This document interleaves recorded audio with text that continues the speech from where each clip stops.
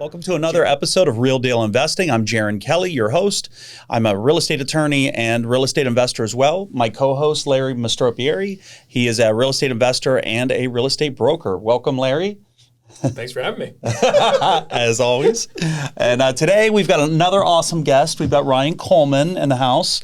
Ryan is, I've known you for a number of years now. Yep. We've done some work together. Ryan is a very, very experienced investor, wholesaler, flipper. You've done just about everything. You've done land, you've done a little bit of ground up construction, and now you're a coach for people who are getting into the business. Right. So excited to hear about all of that. But first of all, welcome. Thank you. Thank you for having me. We've done work, and I've done some legal work for you, all kinds of different things, evictions and unlawful detainers. We're in the middle of one right now. Yeah, exactly. And some other types of issues as well, title and closing work. But it's great to actually sit down with you and really get to know you better.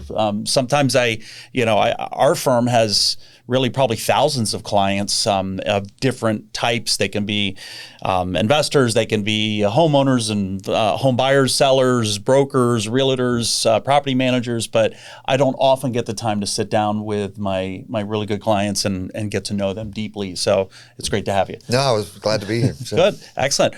So let's just kind of get started with your background. We really want to hear you sort of where you grew up, where you're from, and then that trajectory to how you got into real estate and how that happened. So I was a Midwestern boy, born in Ohio. Nothing really exciting there. It's always funny. The joke is when I tell people in Miami, when they ask, "Oh, where are you from?" I say Ohio, and they're like, "Oh, Idaho. I've heard that before." I'm like, "Yeah, same difference." I don't even correct them. Where are you from in Ohio? Well, I was actually born in Dayton, but I spent the most time in Columbus when I went to Ohio State University. Very cool. Okay. Yeah, so I'm a Buckeye. Okay. Moved around a lot, actually. Not a military kid. My mother and her husband were working on their master's degrees and then their dissertations at different universities. So, and while I was growing up, we were a poor farm boy, grew up most of my life even without a television, raising horses, milking goats before going to school. What a great childhood, though. You didn't appreciate it at the time, but yeah, looking exactly. back, yeah. The bougie lifestyle a little bit that I live now, people were like, wait a second, you grew up on a farm, you were milking goats, I had actually moved back to Ohio. We had moved around the Midwest a little bit when I was finishing high school. And my dad and my mother had actually both went to Ohio State University, so that's why I pretty much ended up there at OSU. And as far as real estate, it's interesting because people always say, how did you get into real estate? And you kind of trace things back to me. I have two kind of stories really quickly to share with you. One was my dad had actually bought a raw piece of land. He paid like $7,000 for it, nothing. And it was a couple of acres. And it was years and years later. I remember him telling me, I was just starting at Ohio State, and he was really happy. He had sold this piece of land that he had owned all these years. And the school district, the county, needed a new location for their school buses. And they paid him $280,000 for that piece of land. So from a $7,000 purchase, and I was like, wait a second, how is that even possible? And I remember in the summer, that first summer after my first year of college, my grandfather lived pretty close to Ohio State University in Springfield, Ohio, and that's Wittenberg University. It's kind of a wealthy, small private university, and he had bought houses there, these huge Victorian style houses, where they can separate like the first floor, second floor, and even a third floor attic into different rental units. And so he bought these houses. He had like 4 houses. And he purchased all of them for under $25,000 years and years and years ago. So he had been renting them out all these years. So as a kid, growing up, I just always remember my grandfather was a landlord. That's really what he did, retired from the Army and that sort of thing. But I remember him telling me, that, hey, I need your help. I need you to do some painting and stuff for me. I'm selling my houses. And Wittenberg University had actually offered him, they were expanding the university, and he knew that this was going to happen at some point in time. He said, I've been waiting about 10 years. And they offered him, I mean, he was getting offered like $500,000 per property now, because they wanted to come in, destroy the house, and rebuild, part of the university. So he was just in the right time, right location. So with those kind of two stories, and kind of, I was thinking about that actually on my drive to come meet with you guys today and do the podcast. And it's funny, those neural pathways in our minds that kind of, are set up, and we don't necessarily know these things. I mean, I had always known the saying that there's more self-made millionaires from real estate than all other industries combined. But that was kind of, sort of what intrigued me about real estate. And so I really first got into real estate early 2000. Of course, I got my license and became a realtor like a lot of people to get their start. And I started a company called the Urban Life Design Group. And what we were doing was we were creating homeownership opportunities for low-income families, single mothers.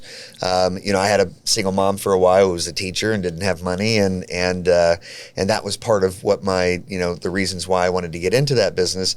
And I had also connected with some friends of mine that were mortgage brokers and had these lists. He says, Ryan, I've got a lot of buyers that are qualified, through the FHA, because at that time in the early 2000s, I mean, the programs for down payment assistance and everything else, I mean, they were giving it away like Halloween candy. So I got this idea. I talked to a couple of investors. I wanted to get into fix and flipping. I didn't have money at the time to do it, but I figured, I would kind of figure out a way to get into it and kind of learn from some other investors that were experienced. And so I had kind of matched the two together. I had my mortgage brokers that had the buyers, and I went to the investors that were rehabbing. I said, hey, how would you like to already have a buyer guaranteed for the house before you even finish the rehab? And they really liked that idea. So we started that partnership. Things were going really well. We had a lot of projects going on. I had expanded my part of the business to a property downtown Miami on 6th and Flagler called Havana Lofts. It was a 90 units condo, and unfortunately, right at the tail end or the beginning of the market crash, they were going into foreclosure with HSBC Bank, and the developers had a personal guarantee on the building. So I actually was able to come in as the trustee, and I went to the city of Miami, and we did a partnership. They were going to be giving $25,000 down payment assistance, police officers, firefighters, that sort of thing. So we had expanded, just creating homeownership opportunities for for families. Now we were, wanting to go into workforce housing, more workforce housing, that sort of thing. So, but unfortunately, things just didn't work out because the market declined so quickly. It just got worse from there. So. Lost everything in 2008.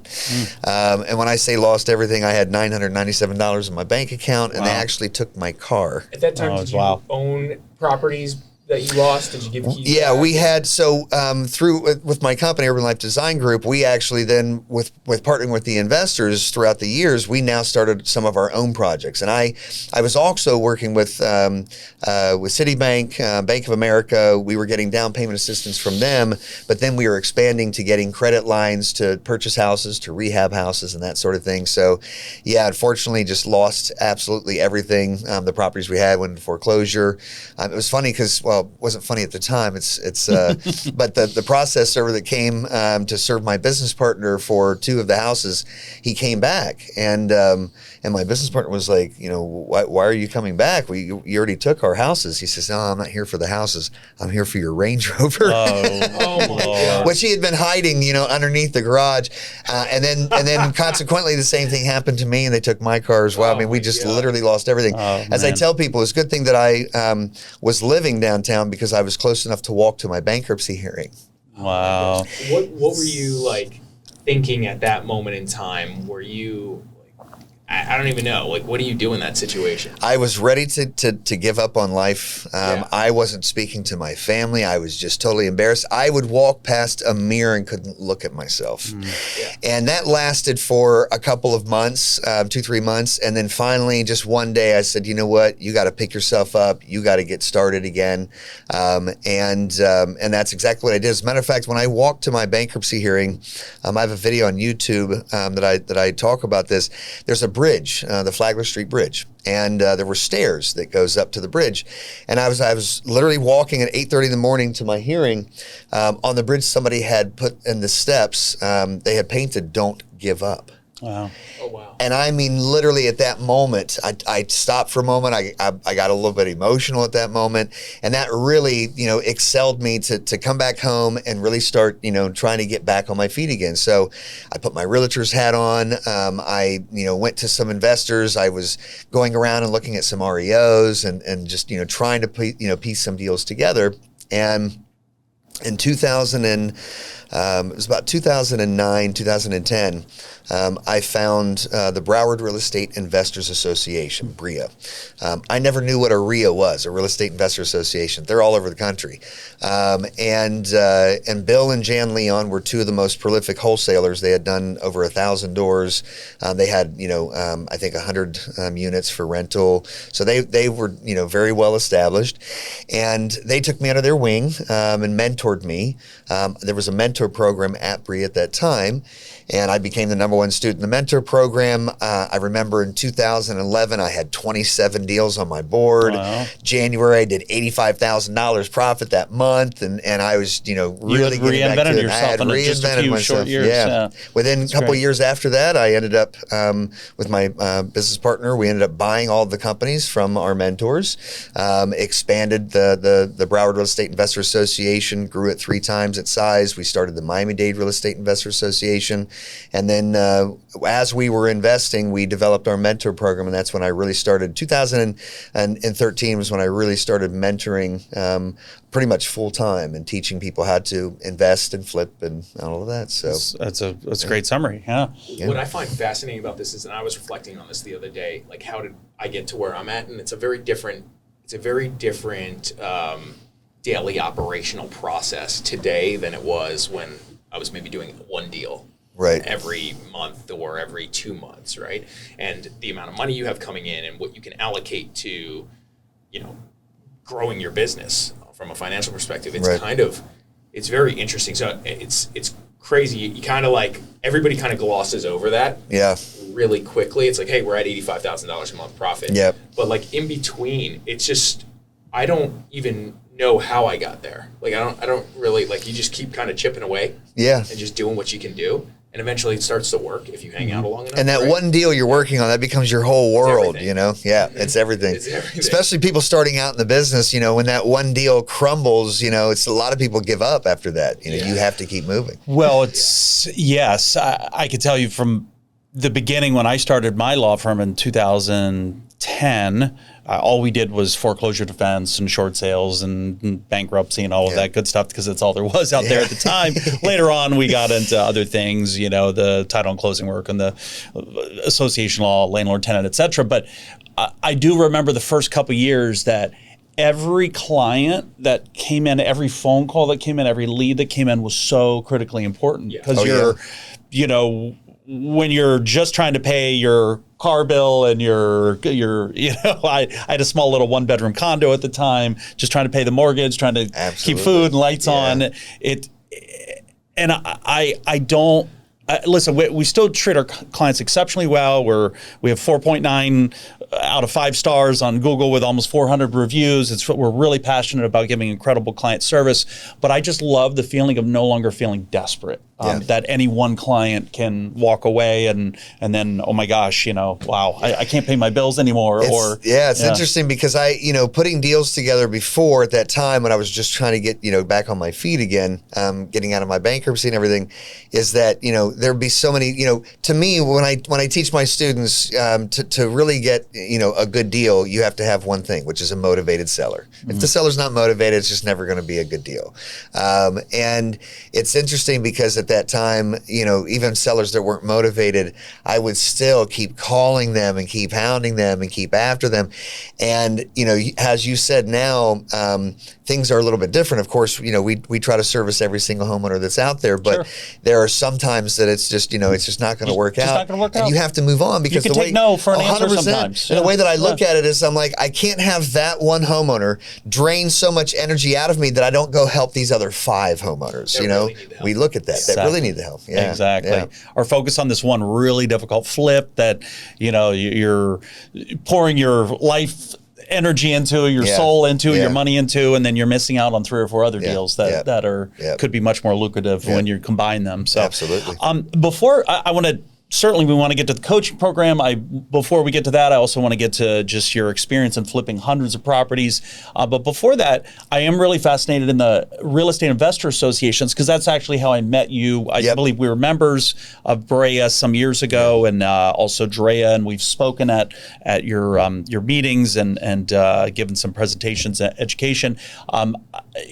Tell us about that experience, and number one, kind of how that helped you to launch your brand and your company and grow your business, and then ultimately, I think you've transitioned from that, I believe. Yes. But give us that journey. Yeah, so it was interesting. Like I said, when I found Brea, I'd never even heard of a Real Estate Investors Association. And that's the Broward Real Estate Investor Association. Correct. Yeah. And the funny part about that is that I ended up being the president of the National Real Estate Investors Association from 2018 to 2023. Wow. 5 years. 50,000 members. Holy 120 smokes. chapters. We even had a Honolulu chapter for RIA. But yeah, so when I met Bill and Jane Leon, the RIA business at that time, we had kind of changed a few things. It was really more in that, and also in 2010, 9, 10, 11, 12.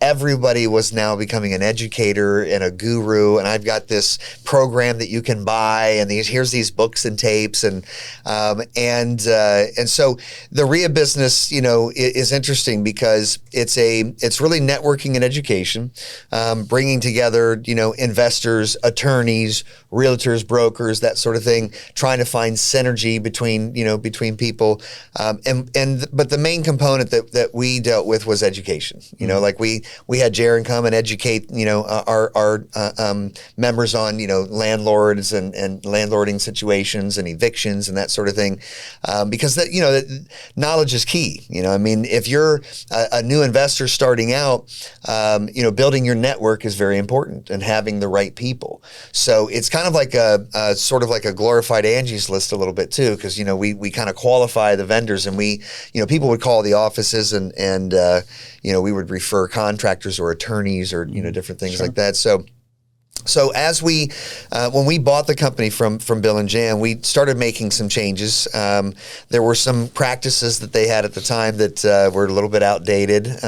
Speakers showing up that were still passing out CDs and things on your computer. It's like we're kind of beyond you that mentioned now. Tapes. Yeah, exactly. As long as they were like cassette tapes, VHS. That's where I draw the line. Tracks, yeah. So we had made some changes in that, and wanted to sort of kind of modernize it.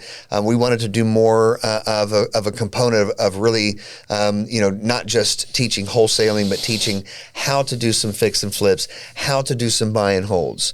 In real estate, you never necessarily want to be just a one-trick pony. It's like your law firm. You guys don't just do one thing. There's a lot of different things that you do. And so that's kind of how we had revamped Brea. And we also started the Miami-Dade Real Estate Investors Association. And we had 2 chapters. And that's when we really started our mentor program, which was our one-on-one investing, and mentoring with people where they partner with us.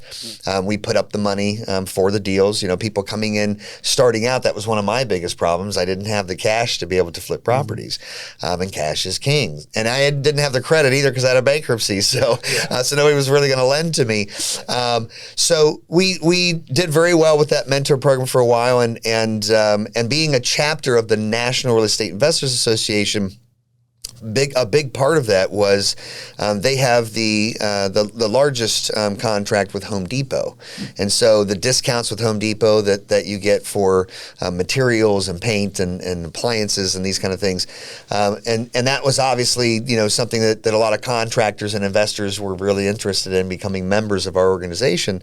So we expanded the mentor program, did very well with that for a while, and the pandemic hit. We had to obviously make some pivots there because all of our meetings and everything were in person. We met the first Wednesday of every month, would have 250, 300 people there, and that wasn't happening during the pandemic, unfortunately. So we did the Zoom game like everybody else, and it was funny because I remember the first meeting that we had. When you're not used to certain things, you get into practice. After all, we're all experts on Zoom now, right? Mm-hmm. But we've all seen those videos where somebody didn't realize that the camera and the audio was still on. So I remember our first meeting, and we were just getting ready to start. And I was texting my business partner. I said, I'll be back in 5 minutes. I'm in my condo. And I go to use the restroom. And I come back and look at my phone. And he says, dude, we could hear you flush the toilet. So we made that pivot. And everybody else, obviously, all of our members and everybody realized, that we had to do, kind of do the Zoom thing. Some people, kind of, fell off a little bit. But we kept things going and then got back to the in-person, meetings eventually. And in 2021, I had just gotten to a place where I was actually doing more mentoring than I was doing investing. And I really wanted to get back into doing more investing, really get more, my finger on the pulse of the market. And that way, I would bring a lot more value to my students when I mentor them. So we actually sold Bria and MD Ria, and we split up the partnership. And my old partner is still doing the Ria business now and doing well with that. And I went off to start a new company called Florida Homeowner Solutions. I didn't get super creative in the name on purpose. It's branding. I wanted the name for people to say, well, what does your company do? Florida Homeowner Solutions. We come up with solutions for homeowners that are in distress situations, you know. And our slogan is, we help you keep your home, sell your home, or we buy your home. So depending upon their situation, a lot of people in foreclosure, of course, they've stopped making payments on their mortgage, but they still want to keep their house. So if that's a viable option, we'll continue to support them and help them, through that. Provide some services for that. We have a special program where our attorneys give a discounted, monthly rate for the retainer and provide foreclosure defense and loan modification assistance as well. But the idea that I had behind it, now I know this is going to sound a little bit of a stretch, but it's the concept, okay? But in my mind, I used to sit there and I remember I was working with a new student, and I was explaining to this student, when you're dealing with homeowners that are facing foreclosure, one of the realities is that there's no place, out in public that you can go that is branded in any kind of way to help homeowners with foreclosures. There's no building that has a sign on it that says facing foreclosure, come in here, we help. There's no such thing. If you're driving down the street and your oil light comes on and you see a Jiffy Lube, you know where to go. You know what to do. Or if you need groceries, you see a Publix. These are branded.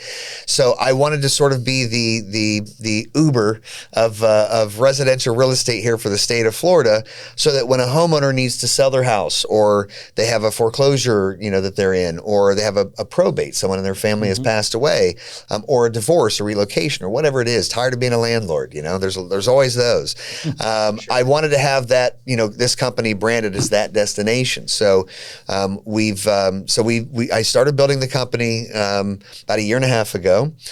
Things are going, really well. We actually have a television commercial that we have shot and produced. We will be the first ones on television to be advertising that, hey, we help homeowners, facing foreclosure. Wow. I have an attorney working on all of our disclaimers that we have to put on our commercial. Afterwards, all that little fine print that people can't read. So that's kind of the direction that we're going in. And we're here in South Florida for the Tri-County area. And of course, eventually I want to expand and maybe even do a franchising with the company for Orlando, Tampa, Jacksonville, maybe even in some of the smaller markets. We kind of have a sort of a what I would call a proprietary way of collecting data and getting, public record and finding homeowners and how we market to them and that sort of thing. So that's something that we, will hopefully be able to duplicate in other markets. And then I may have, Ohio Homeowner Solutions, you never know.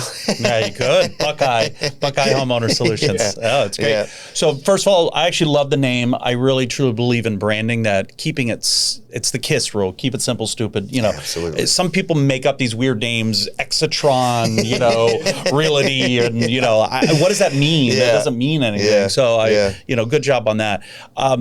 So would you say right now the deals that you're doing, are the majority of them through your coaching and mentoring program, or is it through your marketing efforts that you're doing with the data and your mailers and phone calls and whatever else that you're doing? Yeah, so most of my day-to-day right now is very involved in building the company.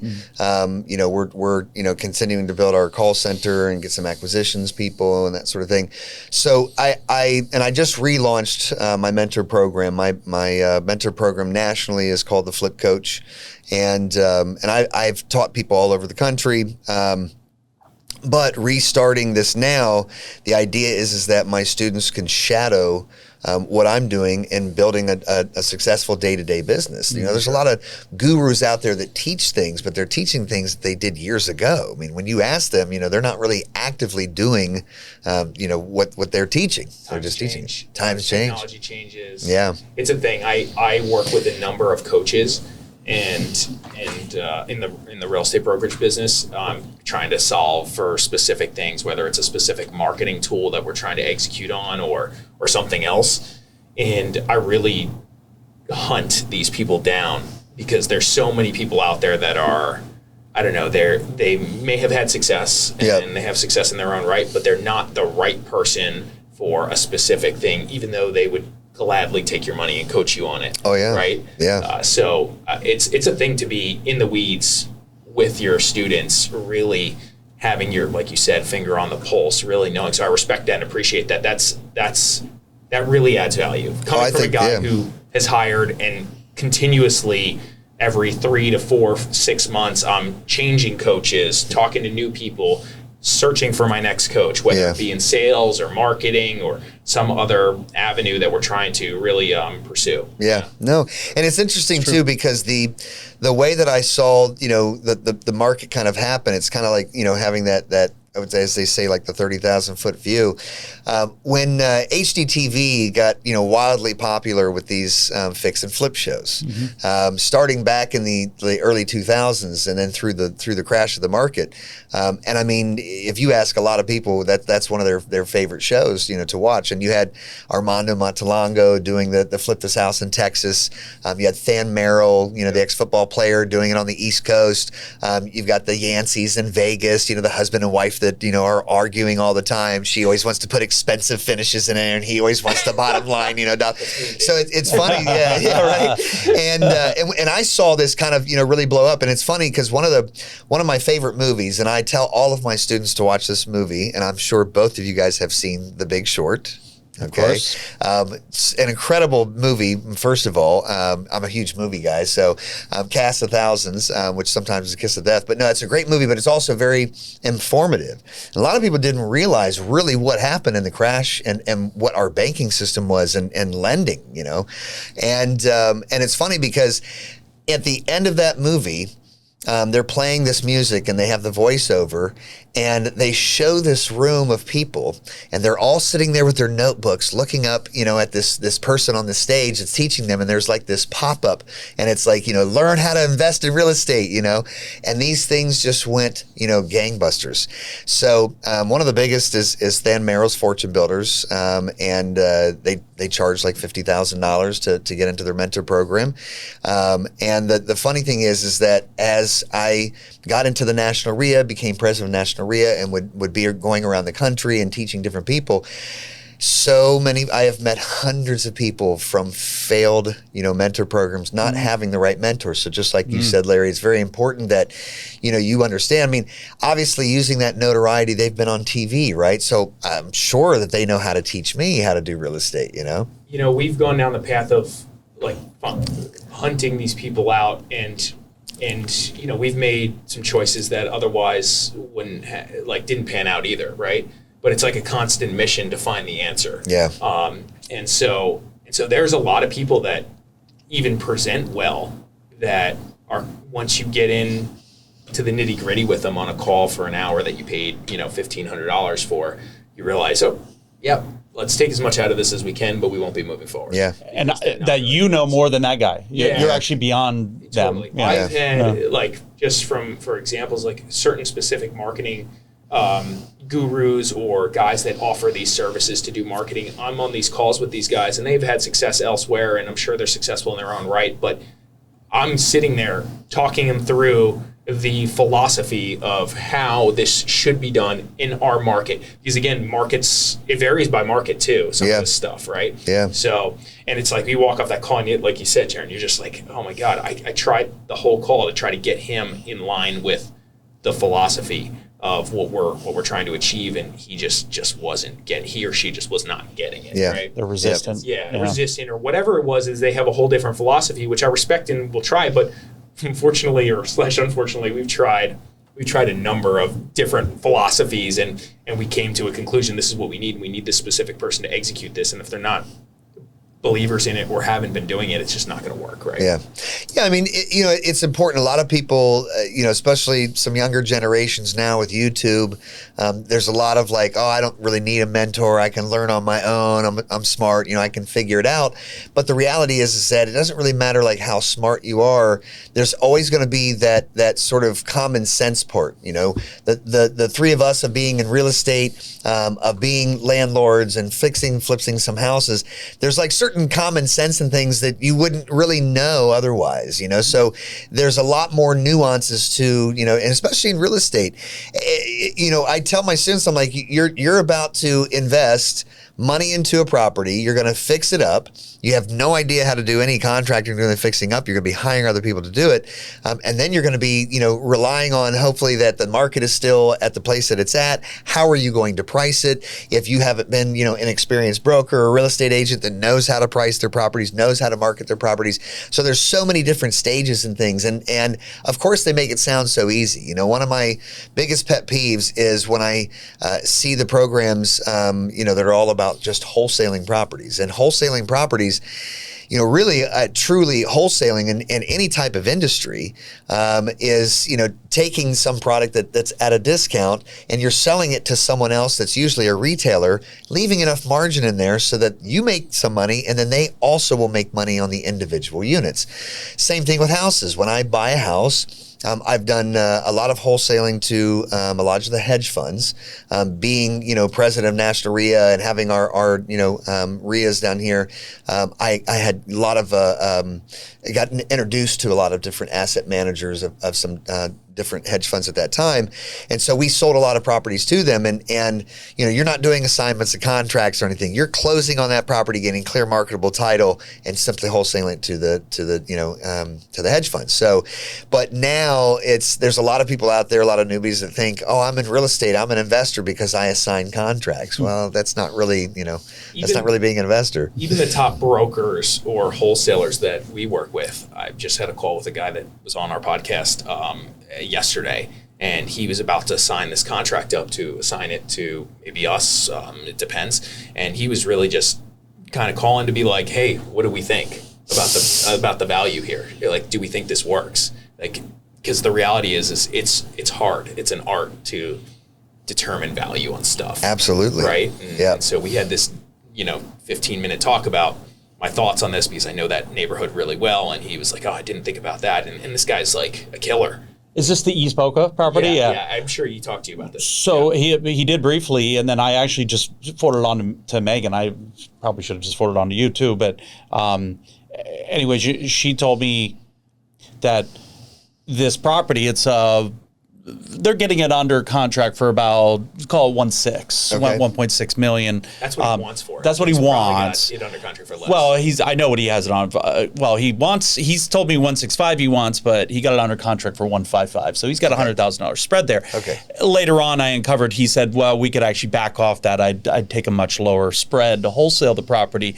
But the issue is, Megan said that Chris, so this is, I'm naming names people don't really know, but Larry knows. Chris, I partner with him on some flips. Chris had done a home in there as well. He's the contractor. And he's the contractor. Megan is the realtor who's related to him, who sells the properties for him most of the time. Anyways, they had a property in there that was on the train tracks. This one is as well. Yes. It sat for this is exactly, forever. This is exactly the discussion I had for him. The first thing he said, the neighborhood name, and I said, is it on the train tracks? He goes, no. And I'm like, okay, what's the address? I'm like, it's on the train tracks. It's on the train right? tracks. And it's like, so it's like, and he's like, yeah, well, things sold in there for 2.3 million. I'm like, it's not on the train tracks. Exactly. Right? That's a different discussion. And he's like, well, what's the difference? And I'm like, well, I just know it's hard. I've sold homes in there as well. Right. It's not easy to sell those homes, and it's kind of a question mark. So, I'd like to value this thing at maybe 2 million rehabbed if we're lucky. And now you're asking me to spend $200,000 and pay 1.6, 1.65. Right. We're not going to make any money. No, at it all. doesn't make any work. sense. And it's also holding the debt, because most of the time, if you're going to use private lending, hard money loans, which is about 12% is the average rate that you're going to get for that, you might have to hold that property instead of maybe making it a 5 or 6 month flip. It might be a 9 or 10 month flip. Right. And every month, that's expensive on a, let's say it's 1.3, 1.4, Absolutely. 1.3, 1.4 million at 12%. Adding another 3-4 months on top, Right. Well, that starts to and and the To break reality, even, right? 100%. Right. And the reality is too is that Larry would know this even better than me, of course, in regards to price points. When you get into the $2 million range, your buyer's pool has just tremendously shrunk, because you have to think about the population of home buyers, and as you get to more expensive homes, obviously there's going to be less and less buyers for those houses. So those houses are expected to usually take a little while longer to market and sell. But it is funny, because I get sent properties now. I mean, I More get than you could probably oh my look gosh, at. I get a call almost a day. It's either somebody trying to lend me money, or working for some lender, or somebody trying to sell me a property, and because they always start off with the same thing. Oh, Mr. Kuhlman, I see that you're an active investor. It's like, hey, here we go. Okay, here we go. Okay. So, but it's funny, because I equate this to the HGTV shows. When they say oh, Christine and Tariq, that one flop or flip show, it I drives like me that one, nuts. yeah. Do you really? Well, I used to, and then they got divorced, and then she went off with a contractor and had an affair with him. You got caught up in the drama. I did. That was fun. That was fun. Yeah. Well, I mean, they have to make it interesting. she was on the fairly show, attractive, so that didn't hurt. Those blue eyes don't hurt. No, they didn't hurt. But what kills me about those shows is that they would put up a graphic and say, we bought the house for $500. We put $50 into it. We sold it for $600 and made $50,000. I'm like, wait a second, where are those numbers coming from? Because there's just so the and holding it's funny, costs. they do it in the last 3 seconds of the. You go and watch the thing for 30 minutes, and it's the last 3 seconds you see the numbers. I have to pause on the numbers. I'm like, wait, and it's like, oh, celebrate! We got 10 contracts and 10 offers that came in on this house. But I mean, as far as I'm looking at it, they lost money. Right. I'm like, you're lucky you're getting paid to do the show, because that's where you're making your money. Yeah. So not on the flip. After actually, I think it was about 2018. I actually got approached by a producer for HGTV. They wanted to do a new show. They have a new thing where they were doing investors with their contractors kind of thing, and so when we did the interview, we actually had to do this Zoom interview, because they want to see who you are, your personality, that kind of thing. I studied psychology at Ohio State University, so I'm already starting to read between the lines, and I understand producing reality TV. You need some drama, and that's like The Real World, MTV. That was the first king of reality TV shows in the modern age, and those producers. I actually knew somebody that had worked for that show for MTV, and their producers were finding people whose personalities would clash because that would make such a great, show. But yeah, so they asked us, they started asking questions like, well, how well do you get along with your contractor? I'm like, oh, he's like an uncle of mine. Like, this guy's like a mentor to me. He's taught me so much about, doing construction. Like, we respect each other. They're like, oh, that's not going to work. That's not going to work. Do you think find you a new contractor. They actually started talking about manufacturing some, can you guys have some arguments and things? So once we kind of got to that stage, I just told them I'm not interested. I don't want to be made look a fool of on television because they make these people look like idiots. They do. But that's the funny thing is that you get these deals from people and they say, oh, you can buy it for $400 and it only needs $50,000 and here's all the comparables. This house sold over here for $550,000. They find that one house that sold, and like Larry said, I'll be like, well, that house is actually, on the water. It's on the canal. That wouldn't be a comparable. Or your house doesn't have a pool. This one does. And like the back, so there's just so many differences. It's really difficult when, some people that are getting properties in contract and bringing us deals don't understand their numbers at all. Yeah. It's hurting the market because a lot of sellers now, they're getting offered these high retail price for their houses, and I'm like, but your roof is 16 years old. Someone's not going to qualify for an FHA loan to buy your house. You're not selling it to an end buyer. There was a deal that was brought to us at $11 million. It was brought to another guy we also interviewed on this show, and we looked at it, we underwrote it. Like 11 million, I think I'll offer 7, right? So I went back to the guy and I was just like, listen, like I'm like we're close, we have a relationship. I'm just telling you, this is what I think it's worth, 7 something, 7, 8. He's like, yeah, I get it. He's like, that's not going to happen. And I'm like, yeah, I get it, no problem. So just giving you my feedback, take it from there. Guy locks it up. Our other buddy passes on it. Another guy that was on the show passes on it as well, and he thought for sure our buddy was gonna do it. Find somebody else. Puts it under contract for like 10.5 or something. Oh, wow. Right? So puts it under contract for 10.5, long inspection period. And throughout the 30-day inspection period, I keep getting calls back from this broker saying, hey, they're willing to do 10 now. Do you think that works? I'm like, no, it just doesn't work. And he's like, okay, they're willing to do 9 now. But the other guy still had it tied up because the guy kept just saying, hey, I can't, he kept dropping the price. He kept going back to him saying, I need less. And this guy wasn't a wholesaler. He was going to be an end user investor, right? It was a 20-something unit multifamily. They closed at $7.6 million. And it's like, stupid me. You should have just put it under contract and just ground them down for 30 days, which also is insane, 30 days. Because usually my process and our strategy is usually like, okay, find a deal, make a really good offer, know that we're getting into something at the price we want, and give them all the terms they want. We'll finance, we'll figure it out. We'll just do cash, 7-day inspection period on a big commercial deal. Like, oh my God, that's great, right? Like, let's just close this thing in 30 days and give them all the good feelings on the terms. But this guy gave them 90-day close, finance contingency from a bank he's never worked with, like all this stuff. Yeah. Who knows what this deal was going to do? But they saw the $11 million or $10 million purchase price. Yeah, that's all they wanted. And they just took it. And then before they knew it, they were closing at $7.6 million or something like that. That's crazy. For a really good deal. And I was just like, this is an example of these idiots in this market just really making things difficult. It's unbelievable. Yeah.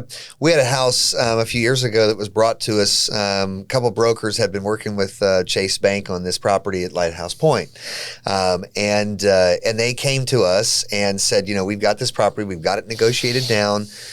Chase Bank will take $4.5 million.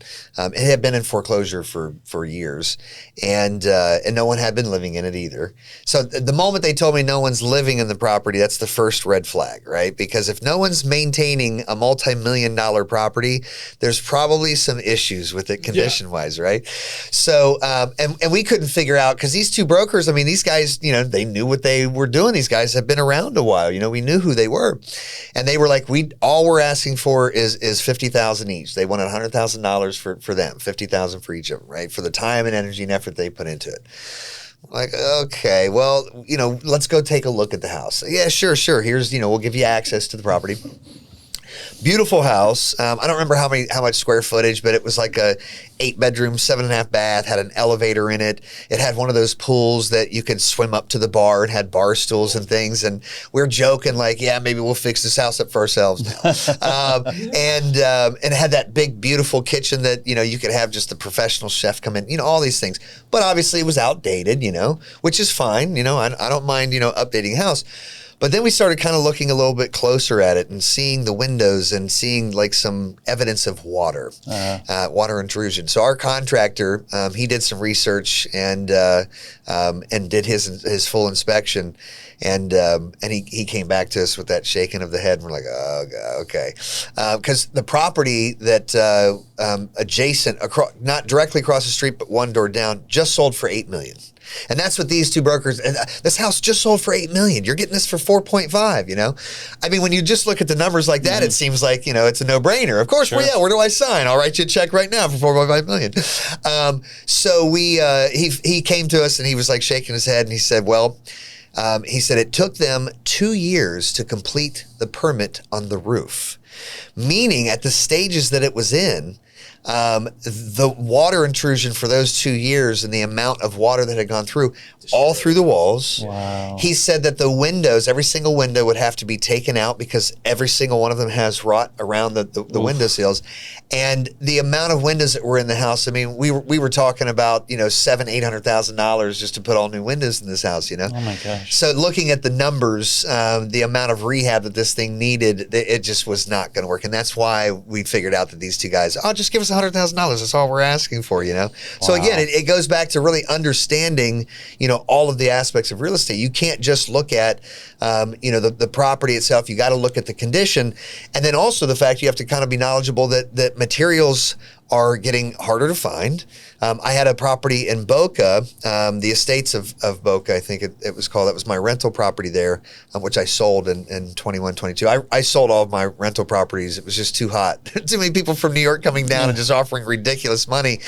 But I had this property. It was a big property. It's 5,000 square feet, had 6 bedrooms, 5.5 bath. It had an elevator in it as well. I was renting it out for like $19,000 a month. Nice. It was great property. Yeah. But it was a bit of a money pit because, you know, one thing would go down. That's another thing people don't understand about these kind of houses. I got a call from the tenants and they're like, oh, the refrigerator, you know, is not working anymore. Well, I mean, you know, it's not a $600 refrigerator. $14,000 later to put to you know, replace that refrigerator. Yeah. So you don't realize these things. But I got a, you know, quote for the roof, and it's barrel tile. It was coming in about $80,000, which is, you know, a good amount for a roof. But he said, but it's going to take me 6 months. He says, I can't get those tiles in right now.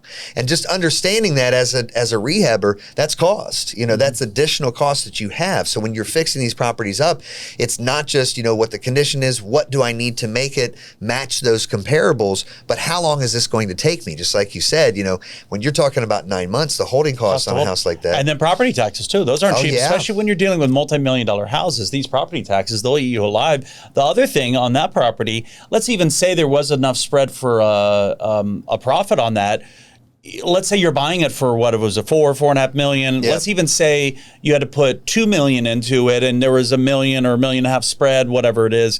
Okay, great. That's great on paper, but where are you getting the $2 million to rehab the property? Yeah, maybe you can get a 70 or 80% LTV on your private lending on the mortgage to purchase the property, but you might have to be $2 million liquid. There are some hard money lenders that are out there that maybe will finance some of the rehab, but that's rare and it's going to be tough. And I've come across those situations where, you know, sometimes they want to partner up and be like, okay, if I'm putting this money in, then I want to partner up. I want 1%. I want 25%. You know, 25% of your profits is gone, you know, and by the time you pay your closing costs and commissions and taxes and everything else, I mean, you know. See, what's happened for me is, and even I mean, I've sold Jerron flips in the past, and like for me, I'm so busy as a real estate broker that it almost doesn't. And I own 100 apartments, so like it's not that I don't own real estate and do this.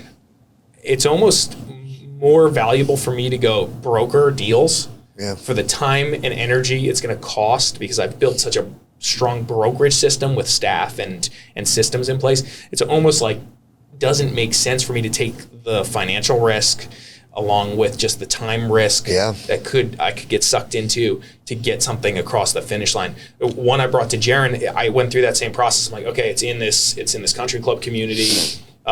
It's got some really funky, like it was foreclosed on, and so there was some stuff going on. And I'm like, I'd have to hire Jerron. If I did this deal, I'd have to hire Jerron anyway to just make sure I get this done right. And then if it doesn't go well, I'm sucked into this thing to get out of it. Yeah. And so I just called Jerron. I was like, hey man, you want to do this? And it worked out for him really well. And I mean, that was and you awesome got commissions on both sides, so it's wonderful. It's win-win-win. That's my point. Right. So You at some point, I just kind of defer, and that one worked out really well. That was a great flip. I mean, that was a banger. On a $400,000 purchase price, you guys made $182,000 profit, net profit, right? That was from the flip? And we had it sold in 4 months, 4.5 months, I something think we like that. closed on it in September, October, and first week in January, I think it closed on the sale in the first week of January. But we were under contract in December. We had it kind of locked up cash. It was great. That one worked out really well, but it was really weird. I really had the only reason we were able to do that is I understood the community already. It was a country club community in a specific place. I had spent time in there. I understood it, so that's why no one was really touching this thing. Yeah. And then I had already kind of pre-vetted the process that they needed to get the deal under contract because I was working with other clients in there that we kind of went through it. So yeah, it was that's a very specific niche deal. And that's that's kind of like what we were talking about in the beginning of saying, when you're first starting out, like every single deal, you put all that time and energy and effort into it. And I'm a very tenacious person. So, when on my first flip that I did, I remember I'm the guy that's out there cleaning out. It was in Miramar, and I got a great deal on the house. But obviously, budget wise, I had to keep my rehab budget down because I only had a certain amount of cash at that time of my own, and borrowing the rest. And I remember it had one of those pools that was kind of like the swamp, nobody had been maintaining it, had frogs in it and everything else. Well, when they drained it, there was about 2 feet of just this mud. Just the most disgusting. And the amount that I was already going to be over budget. So I myself was out there for a weekend shoveling that stuff out. And that's the kind of stuff that there would be no way that I could do something like, first of all, I wouldn't have the desire to do it, but just the time, energy, and effort. It's that time becomes more and more valuable the more successful that you become, because where you're looking at putting your time and concentration in could be taking away from doing more. And it's not just about making more money either. It's also, like I said, in regards to myself, I can't spread myself too thin for one homeowner because we've got right now, I think there's like 7,400 pre-foreclosures in Broward County alone. Wow. And there's more homeowners than we can get to, but because we have the expertise and the knowledge and things, and it's the trust factor too. We're not there to take advantage of people that are facing foreclosure when there's a lot of people out there that are. We had a property in Miami right now. It's in this. It's actually kind of like the Coral Gables area, so it's a very hot area. We had my call center, one of my people in the call center had sent me this lead and said, hey, I just talked to this doctor and his wife. It was his sister that passed away. And they said, this property's in foreclosure. She had a reverse mortgage on it. And the probate hadn't been completed. And he said, I think the bank's already taken this property. A lot of times when they're in pre-foreclosure, people think that the bank has already taken these properties. And so I said, well, what if I could, get the probate done and take the responsibility of paying the fees and all of that, and then get it out of foreclosure. I know it's underwater right now. The mortgage is more than what the property's worth. But if I could create some equity, and he had a niece and nephew that were the two heirs to the property, and I said, even if I got them, $5,000 a piece or something, he said, Ryan, that would be incredible. He said, I don't know if that can be done, but that would be incredible. Fast forward now, 6 months later, probate was $3,500, so we did make that investment. You fronted that money. And then we did the short sale, and we pay for Gaia Construction does these really good 100-page reports with pictures and just makes the property look absolutely horrible, so we can send that to the bank when we negotiate the short sale. We did have to get our own independent appraisal as well. So we're in it for probably $4,000 at the end. And we got it approved a couple weeks ago, and got an incredible price on it. Wow. Any viewers that are watching this now, if you're meeting a bank appraiser at a property, make sure that you come there prepared. Come with your inspection report. Come with some comparables. I know a lot of times they'll tell you, "Oh, I can't take this, I can't take that," but then they'll give their card and be like, "Oh, email those to me, by the way." They want to make their job easier. They want to make their job easier. So we we got the property at $418,000, and then we were looking at it to say, okay, now we make that choice. Do we want to spend the time, energy, and effort rehabbing it? ARV, we could probably sell this house for close to $700,000. So after it's rehabbed. After it's rehabbed. Yep. Now it's going to take a lot of rehab. It's been sitting vacant, abandoned for a while, but still, we got a really good margin on there. But then we were looking at, okay, well, we could wholesale it, and we put it out to our list, and we're looking at the offers there, but. Again, if we're going to do a rehab and we're going to make $150,000 on the rehab, but if I could wholesale it and make $120,000, I know $30,000 is a good amount of money, but it might not be worth the extra 6 months we have to take, plus the permitting and everything else and we're the going to have to do on capital that you house. have to put up and hold on to. It's in one of those neighborhoods where we've already gotten several calls from the neighbors and stuff, so they're all being very nosy. And if we start doing a rehab on it, not pulling permits, somebody's going to be calling the city. So sure. So it again, you have to take a look at certain deals, and you have to take a look at your investing. And I like how you put that, Larry, where you're talking about how you really kind of evaluate to say the time, energy, and effort that I'm putting into it. I have to really direct myself in the right ways, because you don't want to go down a path where you're spending time losing out on a couple other deals. So. Yeah, and I would say I talked to a number of brokers, wholesalers, just like Jerron does, and I really genuinely don't like saying no to people. Like that's me, but also I'm trying to build these relationships, and I want them to know that I'm a guy who does deals. Yeah. And so I'm really trying to figure out how to do a lot of these deals. Like that deal that came across, I'm sitting there trying to figure it out. Crunch some numbers, yeah. You're live on the phone with them. I'm just like, because I don't want to. Also, I don't have time to be like, I'll call you back after I do this analysis and then call you back. I'm not calling you back. That's how it's going to work. So it's like, you got me on the now phone. Or never, yeah. You got me on the phone. You got 10 minutes with me. I got the MLS up. Tell me the address. Let's go. Boom, boom, boom, boom, boom. Here's my thoughts. Doesn't work. And unfortunately, I genuinely want to do deals with you guys, because I want you to keep calling me and bringing me the best deals. Yeah. But I just bring me something that works. Yeah. You know what I mean? Yeah. The problem I'm seeing, and I don't know if you guys are seeing this more on the luxury end, but my wheelhouse, really is the single family, $300,000 to $500,000 range. And what I'm seeing is I call them chop shops. I'm seeing a lot of brokerages that are bringing in total newbies, giving them some light training.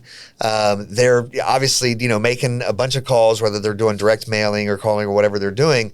And they're getting properties, way overpriced, because these, young people that they're hiring, they don't understand the market, they don't understand pricing, and I'm starting to see these things pop up, everywhere now. And it's interesting because I'm not going to name any names, but I had one brokerage that I actually did buy a property from, and that property has turned into be a money pit.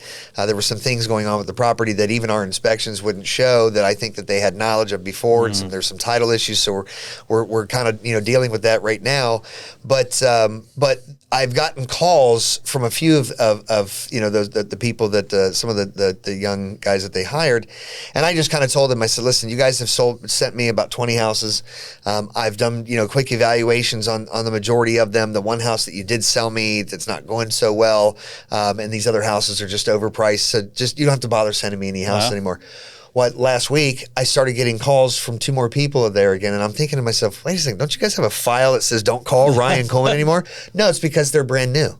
It's because they keep rotating them. These people last like a matter of months. It's tough business, man. It's a churn and burn. They're almost turn and burning. That's why I call them a job shop. So, and it's just unfortunate because it's giving sellers a false sense of, well, these other people over here offered me $550,000 for my house. I'm like, sir, no houses have sold for $550,000 in your neighborhood in the last year. So I don't know where you're getting that number from. Yeah.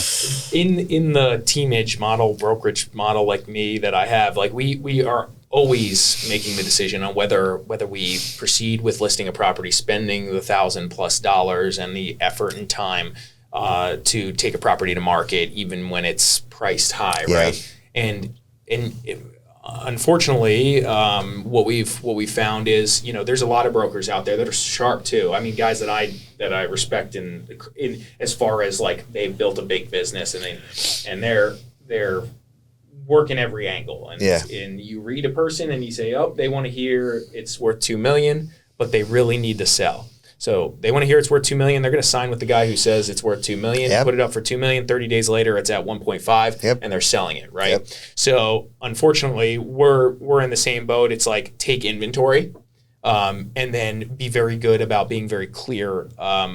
Maybe not so much like you're not lying to them about value. You're showing them the comps in the meeting, and you're showing them, hey, like you just said, there's nothing here that really justifies that, but let's put it up for that, and then let's talk. Let's give it a shot. A week or 2 weeks about making adjustments based on how the market reacts to that. And I got one right now that they wanted to start at 1.5. It's probably worth $750. Okay, so it's worth half of it. Wow. I got him down to $1 million right now. Okay. And now the husband has been like. He sent a message. He said, my wife, and he was kind of the one driving for the price. He's like, my wife has told me that I'm no longer a part of this discussion. And you need to work directly with my wife. He's like, I'm going to play the good husband role and support the wife. And that's perfect, though. That's great. It's so funny. But like, we're going to, whatever the price ends up being, I'm kind of being dramatic about some of the pricing there. But like, whatever it ends up being, we're going to probably get them down to that price, and they're going to sell. And if I had said, no, list at $750, I wouldn't have a listing. And I'd say that happens now 30 to 50% of the time is what I deal with on a daily basis. But you mentioned something. The problems are taking on those folks that want exorbitantly high prices who are not that motivated, and it's hard to know those sometimes. Really? It really they don't really tell you? They don't tell you. Sometimes they do. Sometimes you're like, honest, this person's dying. We got to get this done, right? And the daughter's sitting here, and she's going to be the executive. Okay, we get it, right? But other times it's like, man, fine, let's just do it. Let's just do it. You know what I mean? Let's just take it from somebody else. Take it from our 3 other competitors that I know very well that will absolutely take this listing, and let's just see if we can just put a sign in the yard for 6 months. Well, and as a broker, I mean, when you're in the service industry. You're there to service your clients. I mean, if they want that price for their house, I mean, it's always the notion that we look at that sometimes and say, well, you never know. Maybe somebody, across the street, has their in-laws or something that needs a house in that neighborhood. Like those kind of scenarios, you kind of start playing those. And we do the same thing sometimes when we take a property. I've got a pretty extensive buyers list.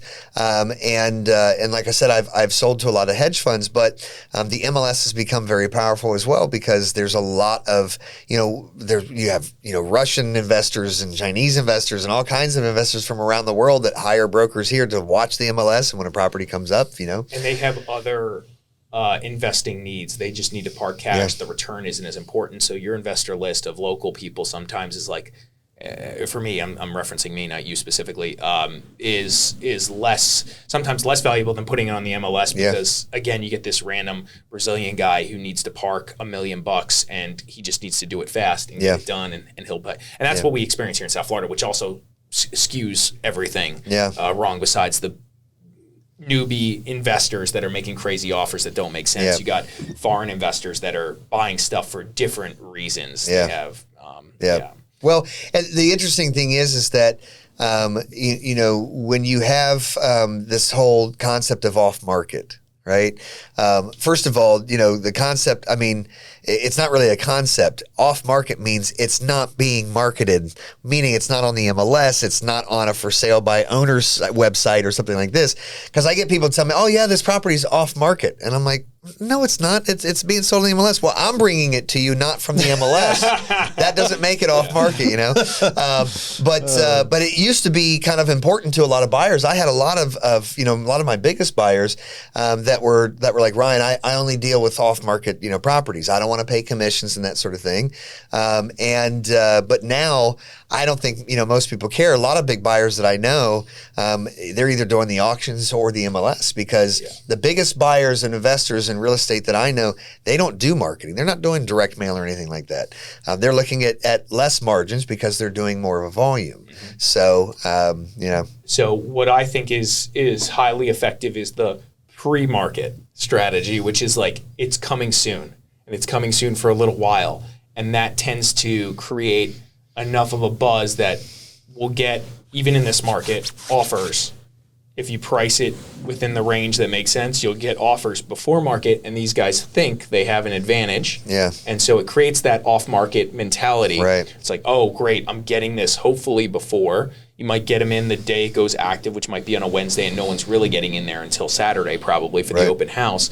And so like you get that situation where you still create that little bit of buzz or that incentive or that perception that, oh my God, I'm getting this thing maybe before anyone else could. And if I wait, definitely somebody's going to pay more than I'm going to pay. Yeah. And so I'm getting a little bit of a deal. Versus the opposite, where if they see, they start the search and they see this property's been on the MLS for a month and there's been a price drop even, then they're like, I've got the stronger hand here. I can take my time. I can lowball them. And that's the discussion I have with people a lot. A lot of times we find like, the price I tell you today to list at, that I think is maybe a stretch price, but pretty close, we could probably get if we go out that day on the MLS. But if you say no, instead of like say $699 as the right price to go out at, you say let's go out at $800, and then you come back to me 2 weeks later or 30 days later and you say, okay, let's go with your number. Sorry, this go with my number now doesn't always work. It might, but it doesn't always work. Now we're dropping to $699, and maybe we're getting $675 or $650 because, to Jerron's point, that's kind of what happens. And so it's kind of interesting too, and I don't know, if you see the same thing, but it used to be when you list a property. I've done over 150 rehabs, so we've listed a lot of properties. A lot of times we use my license because I'm with Charles Rutenberg, so we can do 100%, paying $495 to list a property, which is good. But it's funny because we used to be able to list a property, and if somebody was interested, they'd make an offer. Well, when the market, was really hot and in those kind of times, it seems like you list a property and if people don't think if they're going to offer full ask, they don't even make an offer. I need to clip this, John, podcast, and we need to clip this. We're going to put this on my listing presentation because I literally say this and people don't believe me in every presentation. I'm like, I have stories, we're listed at $550.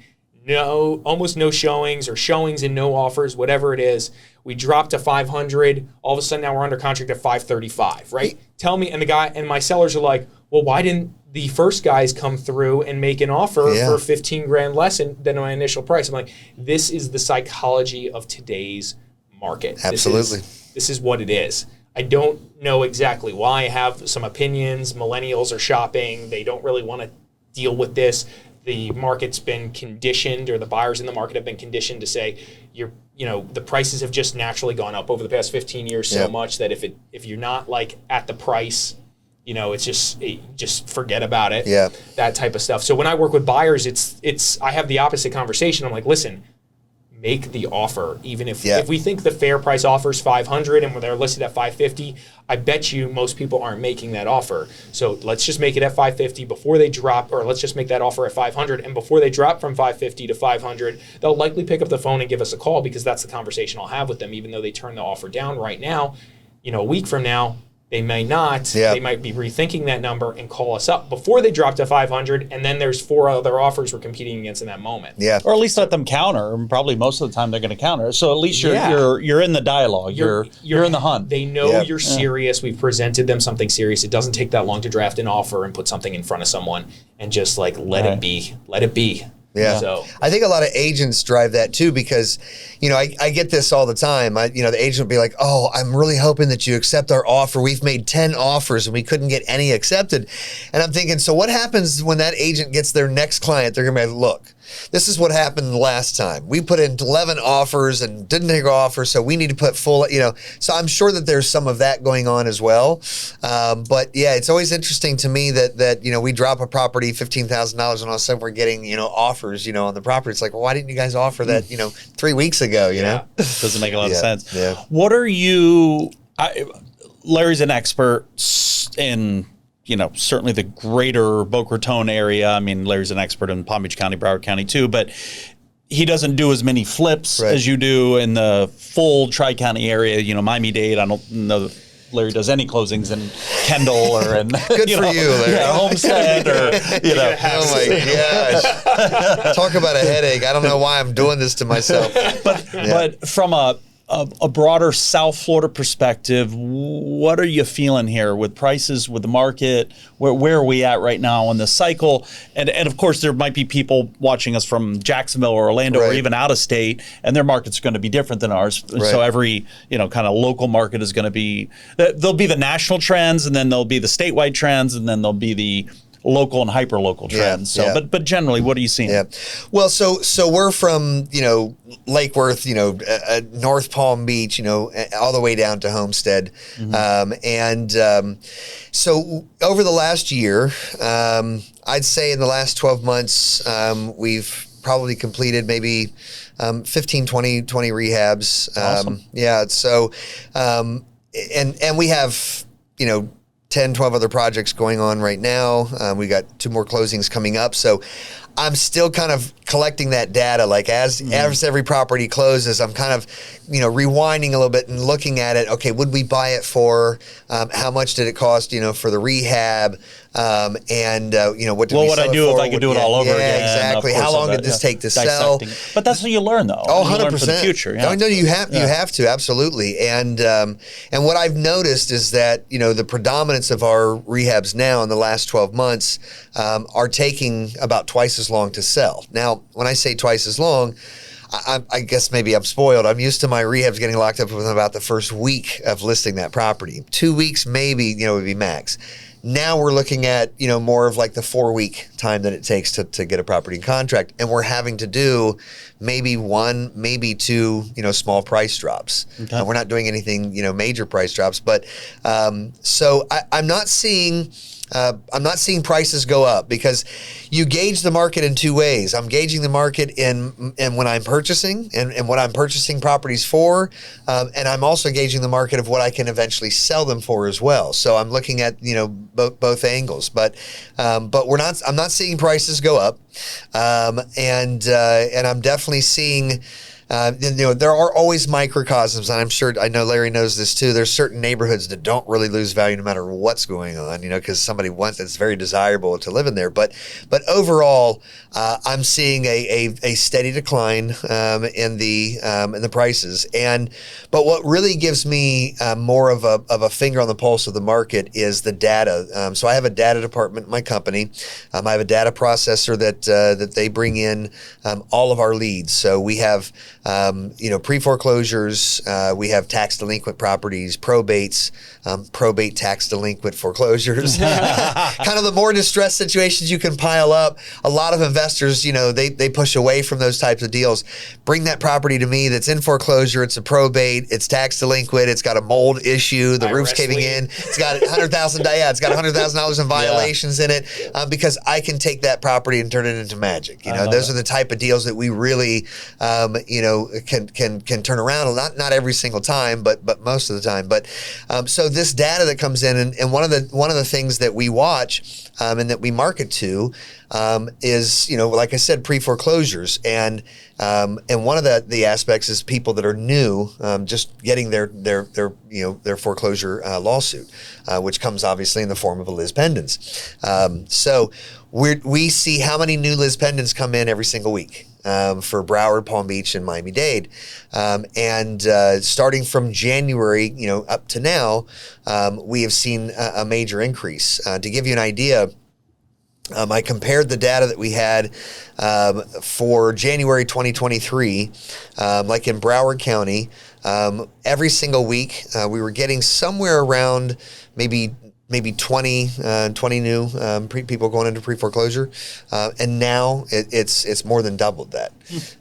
So as I see more and more of those pre-foreclosures come in and people facing foreclosure, and obviously that yields, hopefully getting properties at a little more of a discount, that starts to drive price down a little bit as well. Sure. More supply on the market. Yeah, more supply on the market. So that's just kind of what I'm seeing now is it's a very steady decline. I mean, it's not nothing that's in every single city, every single county the same way, depending upon which neighborhoods that are in. But the prices that we see, like we'll look at some comparables, and obviously when you look at comparable sales, you want to go back 6 months or earlier. Sometimes that neighborhood doesn't have anything 6 months ago. It had a year ago, and we had a house that we looked at, and it had 2 comparables that sold in January, as a matter of fact, of 2023. And so we locked it up a contract in February or beginning of March, and we actually once we start looking at marketing it here in a couple of weeks, we're looking at pricing now, and a couple houses sold, and we're just like, oh man, it's not as good as it was before. We're not going to lose money, but the time, energy, and effort we put into this house, we thought we were going to make a heck of a lot more. Yeah. So we'll make less of a profit. I mean, it is what it is, but this is what this is back to that example we were using of this East Boca deal that we were both presented. If you looked at the comps, you were like, oh, big numbers, 2.2, 2.3. If you look at a couple of the actives in the neighborhood, you're like, why is that listed at 1.8 and not selling? Yeah. Right. And that's the first thing I said to him. He's like, I don't really look at actives. I'm like, yeah, you used to not look at actives. Now you have to. Now you should look at actives because you need to see if there's any red flags. Like, why is this property sitting? I need to talk to this agent. We need to walk through it and then walk through this property because I just can't understand why this is guys at 1.8 and we're trying to act like we might be able to get 2 million. Yeah. And like, yeah, I know ours is going to be nicer, et cetera, but like that's $200,000 spread. What's happening here? And that's something we're seeing more and more of in today's market. Absolutely. And what I'm trying to coach some of my sellers on, it's like I get these comps from 9 months ago said X, but like look at the double the amount of inventory that's in the market right now, and then look at where they're sitting. 50 days on market, not done, not getting done, active. So let's talk about that. That's a huge red flag. So we have right now we have the same scenario. One is in Palm Beach, actually Boca, and then the other condo is in Broward. And so both same scenario. These were probates that were also facing foreclosure. So we had to do the probate and then do a short sale on them. When we started contacting the families last year, July, August, somewhere around there, there weren't a whole lot of active sales, and the comps looked good, and the valuation was there. Everything looked solid. Obviously, you roll the dice doing a short sale. You never know the pricing that's going to come back. I've done over 500 short sales, so you'd think having that kind of experience, but the reality is that it doesn't really matter. I mean, we know how to do short sales very well, but at the end of the day, it's up to that investor that holds that loan whether he wants to negotiate or not. So you never know if you're going to get a great price on it. The way I look at my real estate investing now, since I'm not just a newbie doing one deal, I look at 10 deals. And I say, okay, out of the 10 deals, if I didn't do so well on 3 of those deals, but did a home run on 2 or 3, and then did okay, it averages out over time. So fast forward to now, we got the probates done, we got the short sales done, and the pricing that's come back on the short sales, and now like the one in Boca, there's 51 other condos that are active right now that came active from January, February. I mean, overnight. Was there big special assessments recently? That's what happened is that they had a special assessment come in, and a bunch of people are just like trying to bail. Pull the data. I've done it. I have a video on it on YouTube. Watch my video. Okay. Or pull the data yourself on the market conditions in the condo space, and you will be like, horrible. I'm not even touching a condo, possibly, like unless it really, really makes sense, and you got to get in and out of it quick. Yeah. There was another wholesaler call me. He's like talking about these condos. I'm like, And he was like, I think I got a buyer at this price. I don't really love that price. I'm like, sell the thing. Get rid of it. Get rid of it now. I just sold, because he called me because I own one in the building, or sold one in the building too. It was the same thing. I'm like, dude, get out of there, man. Just get out of it. No one knows where the bottom of the market's going to be. This is super scary. I have listings. So I think I was telling you this the other day, right? I have listings. People paid in 2019 X dollars for, I'll give you an example. I have one, the lady paid in 2019 $800,000. We are under contract at $650 right now. So to sell her house, her condo. And I got nothing, no other product is there. Are people losing money in that time frame, 2019 and 2024? Yeah. Only condos. Only condos. Everyone else is up, 40% or Absolutely. Yeah. The absorption rate in the market is like 12 months. It used to be like 2. So gosh. 3, 4, whatever it was. I can't remember the exact data. You watch the video, but it's like tripled, easy triple on the absorption rate. Well, just wait for the foreclosures to start happening, condo foreclosures. So the association's going to start foreclosing on these people. We're already seeing it. Our attorney, Kara Tanis, we just made her a partner. She's awesome. She runs the association department.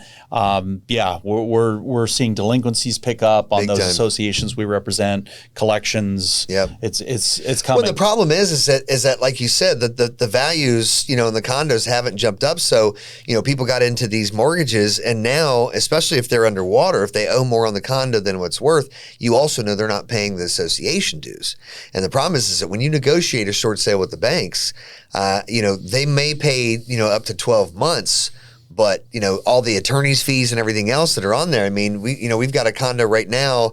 We had a short sale that we were going to try it's in Palm Beach, and he owes, I think, $37,000 in HOA fees. I mean, you put that on the top of the price that it came back at the bank, and I'm overpaying for the property, $50,000. I mean, there's just no way. And you don't know if you're catching the falling knife either. So it's like, I keep telling people, where's the bottom? I'm like, this is, you're gonna, if you try to list at what the comps say right now, what we're going to do is we're going to continue to price lower and lower and lower, and eventually somebody in your building is going to have some sense of urgency, and they're going to sell, and they're going to set that new comp, and we're going to circle the drain altogether. Because everybody else is going to drop all 50 other listings. They're all going to do the same thing that actually want to sell.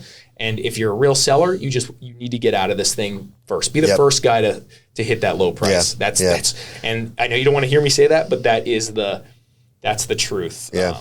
No, we actually, my business partner and I, we just told our team, we said, guys, we are literally stopped. I mean, like last week, we said, we are done. We're not doing any more condos right now. We're done. So don't bring them to us. We're not calling on them. And so you dropping out is just another example of like the desperation that's going to occur in this market, because there's more and more. Now, certain buildings, I caveat this. I'm representing buyers who are buying condos right now. Right. And like there are certain buildings, certain things. You just have to be super, super thoughtful. And if you're doing something at scale, it's hard to be like, this specific building is good. All those other buildings are bad. Right? Yeah. So it's really hard to do that. So I understand and appreciate the let's just stop doing this. Let's focus on something. We have more opportunity elsewhere. Yeah. So we really have to dig in. And then on top of that, these condo associations, they're so bad at providing documentation. Awful. They're literally the worst. I don't even understand how this is remotely legal. Like they all should be sued for not providing buyers or sellers the proper documentation. Yep. It's getting worse too, in my opinion. It is. And I run into associations. I run into associations. Like we have this condo down in Kendall, and it's also interesting too, because when we list our short sales, obviously we're the buyers for the short sale, but everybody people will still call and make offers, and we kind of use that to sort of gauge how hot is this condo going to be when we sell it, and this thing had we had like 40 offers or something ridiculous coming. Like everybody wants to live at this Kendall Gate. I don't know why it's so special, but it's interesting because I talked to the manager. I always try to get the best rapport, with the management and stuff. I mean, I go that extra length. Which again is ridiculous that you have to do that. It is. Suck up to them. Legal documentation that should be provided. So this is something that we should talk about, because it's just like, I have deals that are borderline falling apart because they have the 3-day right of rescission after you receive the appropriate documentation. And a condo association, 45 days later into the transaction, after like 100 phone calls, 50 emails, like just won't provide meeting minutes or whatever it is. It's just insane. Well, and what she told me, she said, Ryan, she said, do you understand that I'm a volunteer? She doesn't get paid for even being a manager. And it's like, okay, well, I'm sure you don't pay association dues. I'm sure you get some concessions for being a manager. But regardless of that, there should be a legal obligation that they have. I mean, that's what I wonder. What is their legal obligation? Like that's a fair question. Let's ask the attorney. There's not. Unfortunately, there's not a lot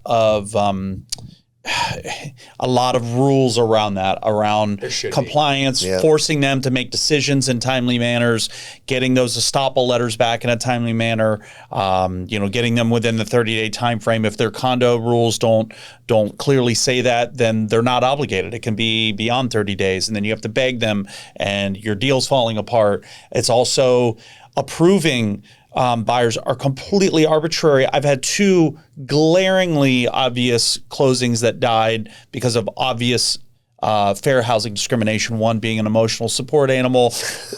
One of the board members had an emotional support animal, and they denied an emotional support animal, which is like crazy. Another one was a Turkish buyer. I was representing the seller, and the association, one of the board members felt so bad because on the Zoom call they had, there was obvious discrimination. They didn't want a Muslim person in the community and a Boca community. And I made it clear to the buyer's agent, feel free to sue, or maybe we can. The buyers ended up walking. They said, if we're not wanted here, we don't want to be here. Wow. Good point, the association's very lucky, though, because they could have sued. They could have.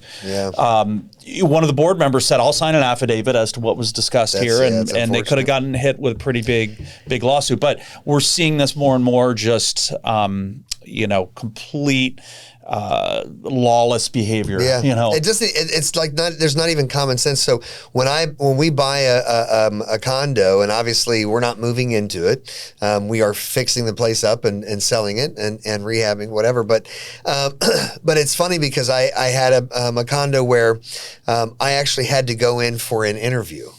And I'm like, you do realize I'm not going to live here, right?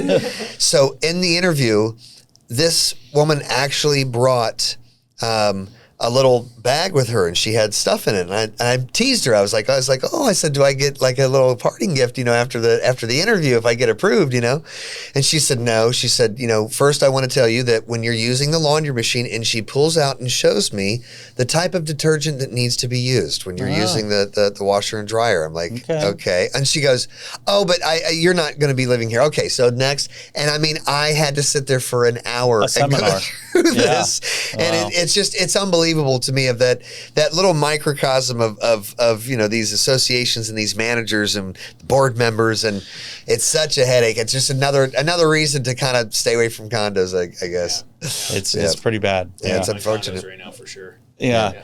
So tell us, but before we wrap up here, what give us a little more insight into your mentoring program and what that looks like, and how does the coaching look like, and what do students get out of it? Gotcha. So the program is the Flip Coach, and what I have always had, sort of like the same philosophies in my mentoring of students, which is, bringing them value of my knowledge and experience, opening up my network to them. So right now, as we have restarted the Flip Coach program, the unique opportunity for my students is that they can actually come in and shadow me and see the day-to-day operations of Florida Homeowner Solutions, the company that I'm running day-to-day.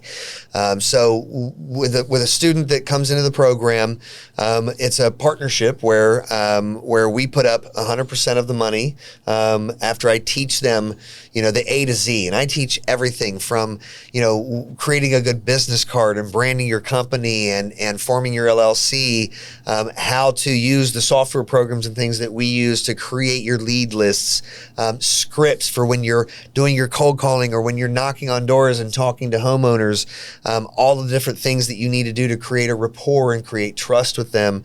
And it's also beneficial to my students as well, because my students can say, well, I'm partnered with Florida Homeowner Solutions. So they don't necessarily have to say, well, I'm, brand new at this. I have no idea what I'm doing. They can be honest. I always tell them to be honest, that they just got started in real estate. But the good thing is that my mentor's been doing this for over 23 years, and his company flipped 100 properties, and their offices are in Hollywood. So literally, if my students have a homeowner that says, well, I want to see if you guys are real, I want to come into your offices, bring them into the office, and we'll sit down with them and talk to them about what we can do for them. So, and we concentrate, like I said, mostly on people that are facing foreclosure. So the good thing is that we're making money while helping people at the same time.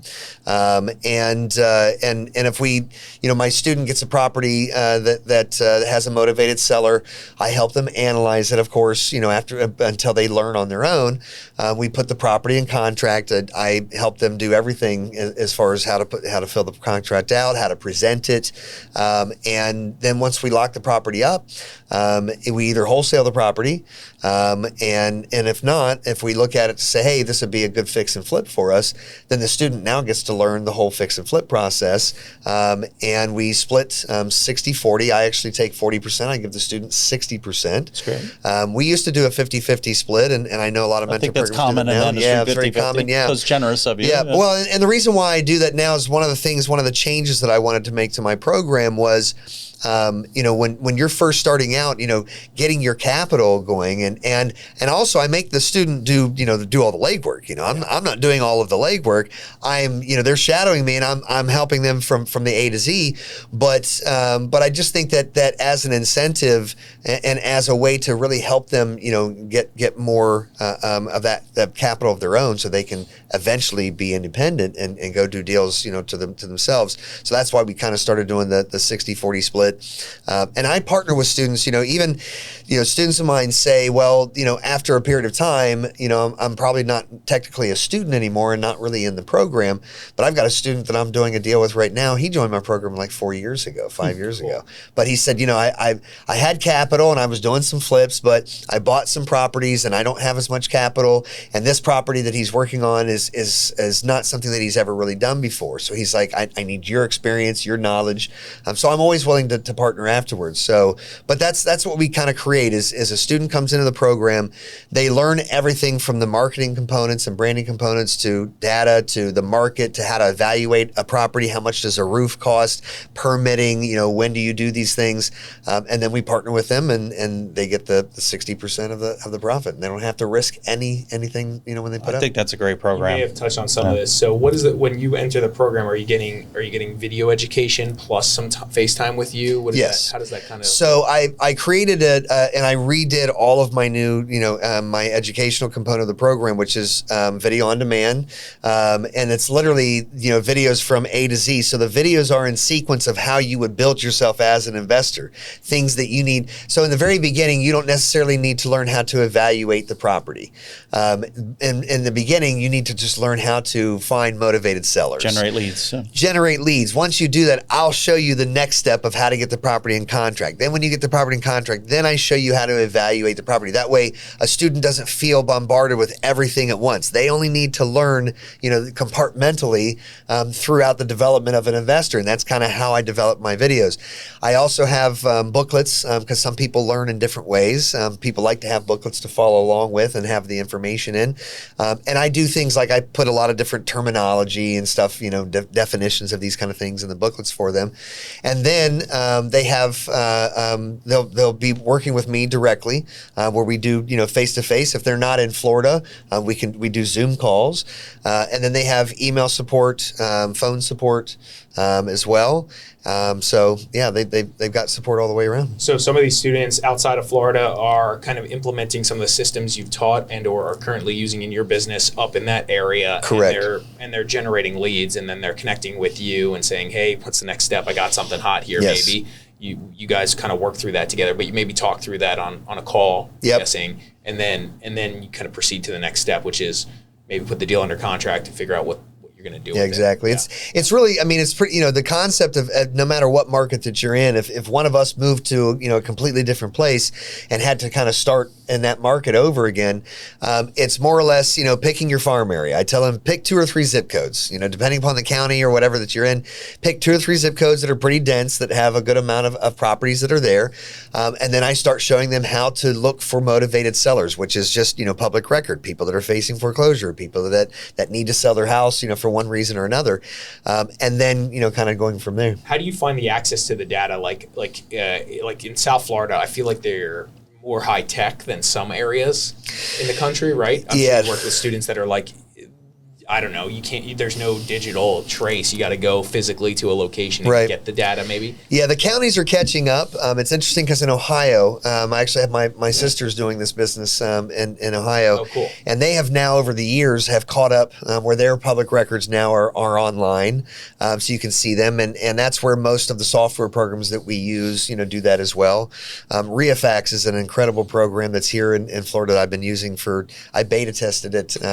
Francisco Magos, the owner and developer of that. I met him at Brea like 10, 12 years ago. That was his early years. I heard it's a great tool. It's a great tool to use, but there are some areas that you do have to still go down to the county.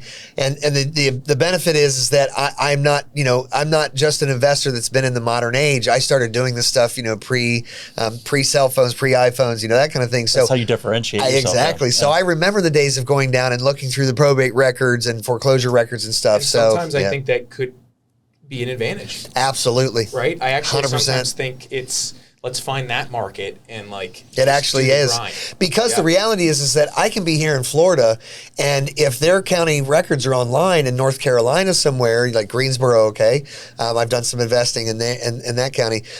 I can actually be making offers and things all the way down here from Florida. But if I didn't have that access, I'd be like, forget Greensboro, I'm going to move to some other place. But if somebody's living there, especially you go down, you take coffee and donuts to the people in the court records. I used to do those kind of things and have a couple good probate files, and I'd be like, hey, can you put these behind the other ones over here in the file? I'll be back tomorrow for them. Don't give them out to anybody else. But I think there could be some definite there's disadvantages and advantages in both ways, but as far as competition wise, there's a lot less competition in those areas. Yeah, definitely. Yeah. That's great. So, last question: how would a student get started with you? What's the best way to get in contact with you, and how does that work? Yeah, so we have actually a discovery call. It's either with me or my head of marketing and sales, and we kind of get into their wants, needs, and desires a little bit as well. If somebody is just looking to say, hey, I just want to make a quick buck and I want to become a millionaire in the next year, and they're very unrealistic and those kind of things, I have to be careful with that because I don't want to just take anybody into my program. I want to make sure that it's going to be successful for both of us. So they would flipcoach.com is my website, and they can put in their information. I also have my social media handles, Your Flip Coach, Ryan at Your Flip Coach for Instagram and Facebook, and then they just fill out their information for when they're available, when they would like to book a call, and so we do the call and talk to them a little bit about them, and then we also talk about the program and what the program can offer and how it differentiates from other programs, and then they'll either if they are ready to make a decision at that time, or if they if we do a follow-up call and they've thought about it a little bit. I also have like a 2-day event that I'm doing at the end of June. I'm going to do it probably 2 or 3 times this year, where if people aren't necessarily ready to pull the trigger right then and there, because there is a cost obviously involved to join the program, they can come and spend 2 days with me at sort of like a boot camp, and we even take a bus tour, take them to properties that we're rehabbing and that sort of thing, and just kind of show them everything that we do, to really kind of create for them to say, okay, I'm ready to pull the trigger. I know that Ryan and the Flip Coach program is the real deal, and this is where I need to be. And I'm that type of person that I encourage people to check me out, because I know that I've got my 5-star Google reviews. You won't find a bad word about me anywhere on the internet. I've got a great reputation, and I've had a very successful, mentor program for many, many years here in South Florida and nationally. So yeah, I tell people, do all your research on everybody that you're looking to be a mentor, because it's important. You want to make sure, that your mentor is someone that is easily accessible. You want to make sure that your mentor has the knowledge and experience, but also you want to make sure that your mentor has a track record of actually teaching people and successfully doing that. You could be the #1 investor, here in South Florida, but maybe not be able to teach any of us anything because you're just not a good teacher. So that goes along with it. It's a special skill. It really is, being able to communicate, and you have to be able to put yourself in the shoes of the student and kind of get in a time machine and reverse. I remember what 15, it was like 20 at that years time. And remember exactly. And I have a passion for teaching too. I love to teach. I actually love teaching more than I love investing. Yeah. It's funny how I'm doing some marketing videos with my partner and my partner Conrad, and we kind of realized stupidly that for so long we just take for granted what we do on a daily basis and what's in our head. And I What's realized common sense to us. Yeah, and I realized, because some clients would say, hey, whatever, the video was great. And I'm thinking, well, that was just a super, very basic thing that we do, like on a daily basis, that we don't even think about. Yeah. Just an analysis. That's one tiny part of our, let's say, a consult call that we have with a client. And I'm like, well, let me break this call down into 8 different parts and the steps that we take as we're analyzing a certain situation. And you have that too, I'm sure, in your business. I know you do too, Ryan. So my point is just that students are hungry for education and information, and it is a special skill, though, to be able to break it down for someone and really communicate and understand. Listen, I know I'm biased because I have a mentor program, but I think that everybody, you guys would agree as well. Real estate investing is something that is learnable, something that people, you don't necessarily have to have, special skill sets, like a doctor or something like that. But the reality is that it is important to have a mentor. It is important to have people that can guide you the right way. You have to have coaches. So you don't end up in a deal where you're getting buried, like we've been talking about, with $200,000 or a condo that you bought that was $800, now is $650. That it takes experience, time, wisdom. Like without a doubt. And I think you need to pay up for the right people. And it's a thing. I went from doing 15 million in sales volume to 80, and one coach, the first one I hired, leaving my engineering world that I was in, she took me to 50 pretty quickly, right? And then from 50 it was like, okay, we need to get specific. We need to hone in on specific things, and we started working with different people, and we started knocking out piece by piece the puzzles, and all of a sudden we're at 80, and I think with the right people in place you could double that, and you can double that again. And so I think the right coaches can maximize everything in your and I tell people, don't think you have to. The first thing is not thinking like a consumer. When you're looking at mentor programs and you're like, well, this one's $50,000, but this one's only $25,000. It's like you're not shopping for a television. They're not all necessarily created equal. You're investing in yourself. And as an investor, as investors that we are, it doesn't matter to us if it's $50,000 or $200,000, whatever we're spending money on. As long as my ROI is more than that, that's all that matters. If somebody tells me, I've got an investment for you, you're going to put $100,000 in, but you'll make $200,000 in 6 months, that's a great investment. And even at this point, I'm looking at courses and all these things that people are out there doing, selling, whatever it is, any educational opportunity. And in some cases, I'm just like, I just want to take the course just so I can have an opinion on if it's good or bad, right? What are they teaching that I might have missed from anybody else? And it just needs to be like a 5, like you said, like a nugget out of all these other things. One little nugget. Yeah. That one gold nugget, and that's it. I've done that before, where I had to sort of attend, things because I'm actually speaking as well, and I have to sit through other speakers. But I've had those kind of situations where it was like, oh, wait a second, what did he just say? Oh, that's good. I'm gonna write that down. Right? No, there's so much you can hone your craft. Yeah. By just doing all the training out there. Yeah, I don't think that people that get caught up in too much training. There's a caveat, right? Where it's like executing. You have to be executing. Don't just keep taking seminar after seminar after seminar, and then be like 2 years later, well, have you started your business? Well, not yet. I'm pretty close. I'm just looking at what I need to do here. Sure. It's what we call the Cheesecake Factory menu of real estate investing. Well, on Tuesdays I'm going to do wholesaling, and on Wednesdays I'm going to do fix and flip, and on Thursdays I'm going to it just doesn't work that way. You got to be in action. Hone in on something. Start something, and then you can build your repertoire from there. I mean, I didn't start out doing every type of deal that I do now. You start out in a niche, and start doing that, and then you add and learn as you go. Right? Yeah. You became a broker, and then you became a landlord and an investor, and you do that over time. Yeah. Awesome.